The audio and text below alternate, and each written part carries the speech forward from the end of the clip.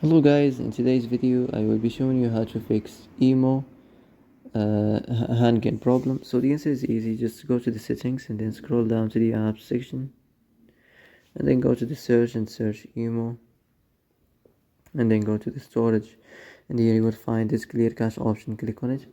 Now you can go check it if it worked, and if it didn't you can try to restart your phone or turn the Wi-Fi off and on, or the Bluetooth or the airplane mode. Also you can try to clear data, but be careful.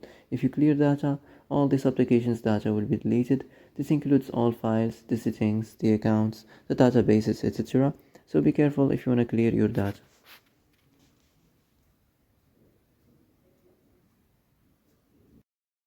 And that's it for today's video. I hope this is the answer you've been looking for. If you like this video, don't forget to like and subscribe, and see you in the next video.